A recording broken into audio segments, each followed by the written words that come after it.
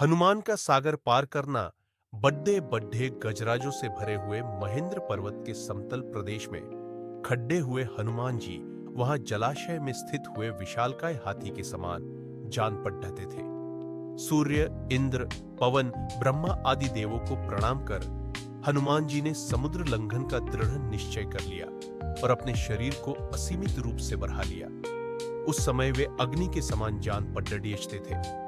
उन्होंने अपने साथी वानरों से कहा, हे मित्रों, जैसे श्री रामचंद्र जी का छोड़ा हुआ बाण वायुवेग से चलता है, वैसे ही तीव्र गति से मैं लंका में जाऊंगा और वहां पहुंचकर सीता जी की खोज करूंगा। यदि वहां भी उनका पता न चला तो रावण को बांधकर रामचंद्र जी के चरणों में लाकर पटक दूंगा। आप विश्वास रखिए कि मैं सर्वथा कृतकृत्य होकर ही सीता के साथ लौटूंगा, अन्यथा रावण सहित लंकापुर को ही उखाड़ा कर लाऊंगा।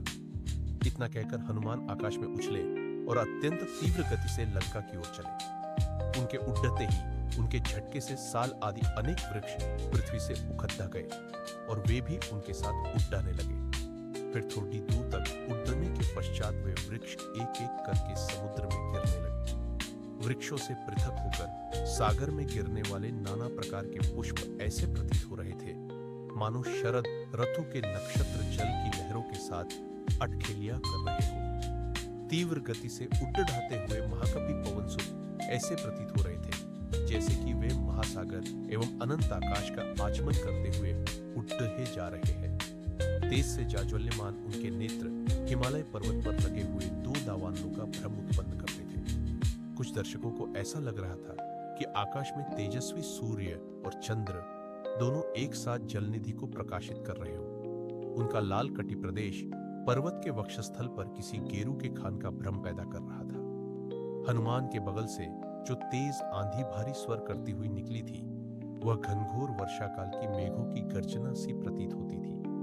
आकाश में उड़ते हये उनके विशाल शरीर का प्रतिबिंब समुद्र पर पड़ रहता था तो वह उसकी लहरों के साथ मिलकर ऐसा भ्रम उत्पन्न करता था जैसे सागर के वक्ष पर कोई नौका तैरती चली जा रही हो। इस प्रकार हनुमान निरंतर आकाश मार्ग से लंका की ओर बढ़े जा रहे थे। हनुमान के अद्भुत बल और पराक्रम की परीक्षा करने के लिए देवता, गंधर्व, सिद्ध और महर्षियों ने नागमाता सुरसा के पास जाकर कहा, हे नागमाता, तुम जाकर वायुपुत्र हनुमान की यात्रा में विघ्न डालकर उनकी परीक्षा लो कि वे लंका में जाकर रामचंद्र का कार्य सफलतापूर्वक कर पाएंगे या नहीं। ऋषियों के मर्म को समझकर सुरसा विशालकाय राक्षसनी का रूप धारण कर के समुद्र के मध्य में जाकर खड़धी हो गई और उसने अपने रूप को अत्यंत विकृत बना लिया। हनुमान को अपने सम्मुख पाकर वह बोली, आज मैं तुम्हें अपना आहार बनाकर अपनी क्षुधा को शांत करूंगी। मैं चाहती हूं तुम स्वयं मेरे मुख में प्रवेश करो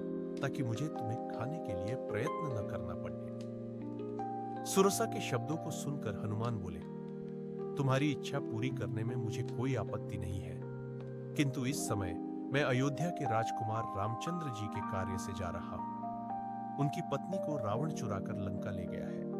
मैं उनकी खोज करने के लिए जा रहा हूं। तुम भी राम के राज्य में रहती हो, इसलिए इस कार्य में मेरी सहायता करना तुम्हारा कर्तव्य है। लंका से मैं जब अपना कार्य सिद्ध करके लौटूंगा तब अवश्य तुम्हारे मुख में प्रवेश करूंगा। यह मैं तुम्हें वचन देता हूं।